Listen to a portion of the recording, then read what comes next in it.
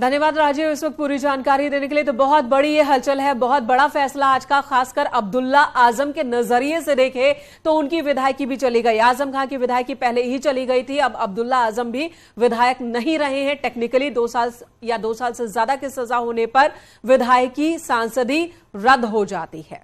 बिल्कुल, और लोकसभा चुनाव 2024 से पहले है। भारतीय जनता पार्टी की नजर पूर्वांचल की 26 सीटों पर है, जिसके लिए एक बड़ा दांव चल दिया गया है। मोदी सरकार ने देश के 13 राज्यों में राज्यपाल और उपराज्यपाल नियुक्त किए हैं, जिनमें से 3 राज्यपाल यूपी से आते हैं। और इस तरह से यूपी से कुल मिलाकर अब तक 7 गवर्नर हो चुके हैं, जो किसी न किसी तरह पूर्वांचल से ताल्लुक रखते हैं।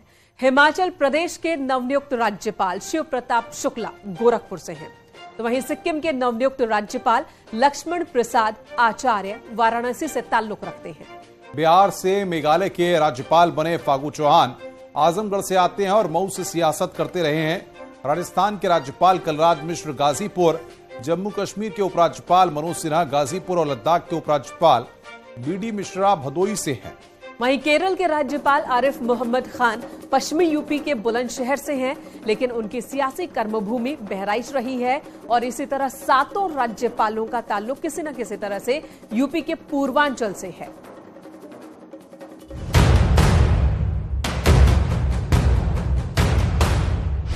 दिल्ली की गद्दी का रास्ता यूपी से होकर गुजरता है और उत्तर प्रदेश की सियासत पूर्वांचल से तय होती है।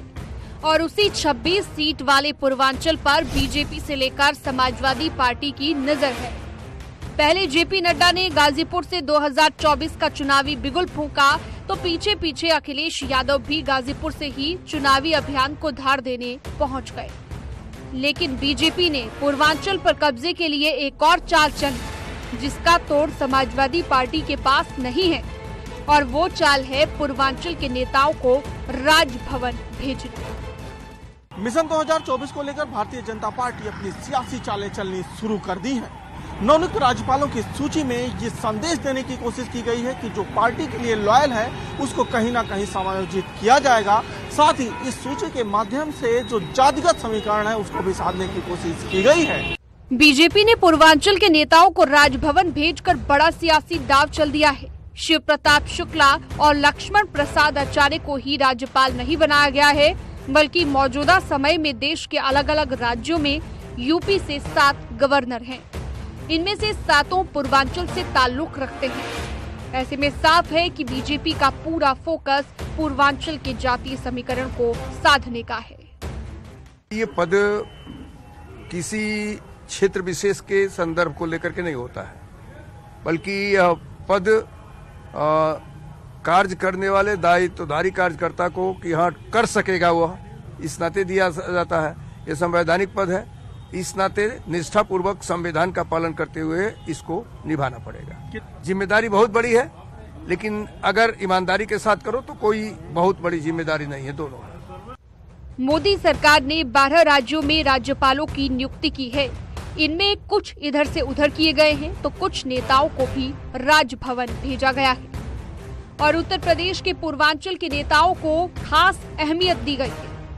ब्राह्मण चेहरे के रूप से पहचानने वाले शिव प्रताप शुक्ला को हिमाचल प्रदेश का राज्यपाल बनाया गया है, तो अनुसूचित जनजाति समाज से आने वाले लक्ष्मण प्रसाद आचार्य को सिक्किम का गवर्नर नियुक्त किया गया।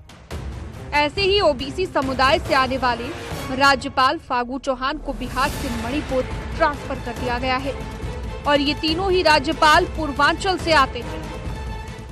अगर आप भारतीय जनता पार्टी के पिछले कुछ समय के फैसलों को देखें तो आप पाएंगे कि वो अभी से इलेक्शन मोड में है। जिन ताजा नियुक्तियों की चर्चा हम लोग कर रहे हैं राज्यपालों के रूप में भी, तो ये सिर्फ राज्यपालों की नियुक्ति मात्र के रूप में नहीं देखा जाना चाहिए।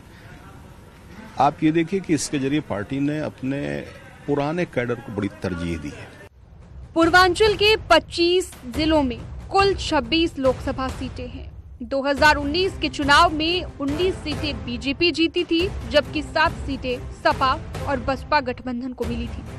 लेकिन इस बार बीजेपी क्लीन स्वीप की रणनीति के तहत चुनावी मैदान में है और कोशिश सभी सीटों पर भगवा लहराना है।